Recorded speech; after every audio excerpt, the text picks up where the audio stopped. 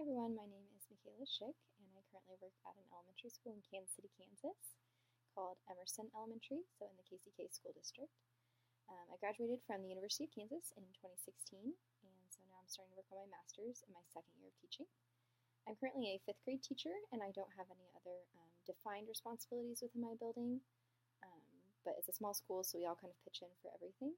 And my principal and I have been discussing some ways that I can start taking on some more leadership projects to start completing the requirements for my portfolio for my master's degree. Who has had the most influence on my life? I would say in my personal life, I would just say my parents probably have had the most influence in my life. Just obviously raising me and giving me the values and things that I hold dear, teaching me everything that I've learned throughout my life. But as far as a leadership standpoint, I would say that when I was in college, I was in a number of different clubs and organizations, and there were people who were in those clubs and organizations when I was younger, and they were leading them that I really tried to emulate as I got older. Just the amount of respect that they generated for themselves and the way that they did exactly what was best for the group, I really admired. I also really admire my current principal at my school. He's a little bit more laissez-faire, I think, than I would be as a leader. Very hands-off, but I really admire how much he supports his teachers with anything they need and supports the kids and what he thinks is best for teachers and kids in his building. The results of my personality test were a little bit surprising for me, and I didn't necessarily agree with most of them. So I got a 70th percentile for extroversion, which was really surprising for me because I don't consider myself an extrovert. I do like being around people, but usually I don't like large crowds, and I do definitely need alone time too, so I was a little bit surprised by that. I also got in the 5th percentile for emotional stability, and I would like to clarify that I do not believe that I'm crazy. So I think that overall that was a little bit shocking for me.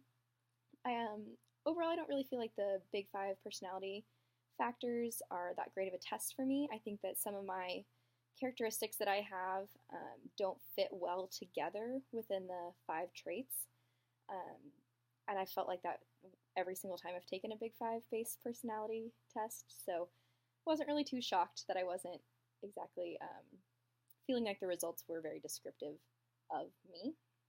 I had a lot better luck, however, when I was trying to define the different leadership styles. I found a number that I felt like I kind of fit with, but the 2 that I ended up selecting were the democratic leadership theory and the situational leadership theory. And I feel like the democratic one was what I always admire in others and what I always aspire to be as a leader. I definitely feel like I do not always have the best ideas. I think other people often have probably better ideas than I do.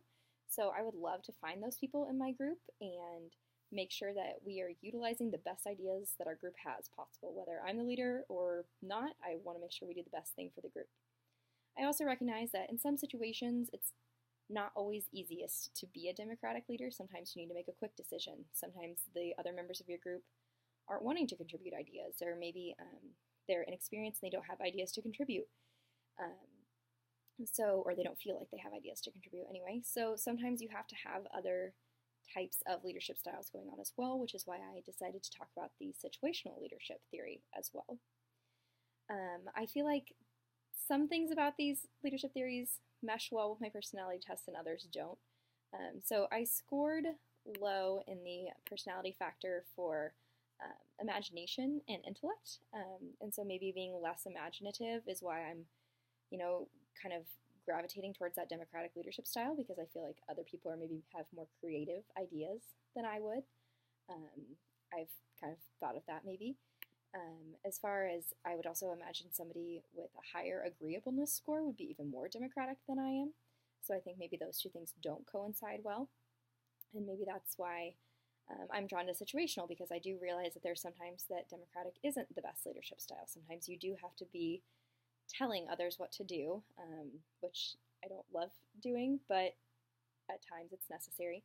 So I think that's maybe how my personality test interacted with the 2 leadership styles that I chose. Looking forward to this class and getting to work with all of you throughout this first 8 weeks of the semester. Thank you.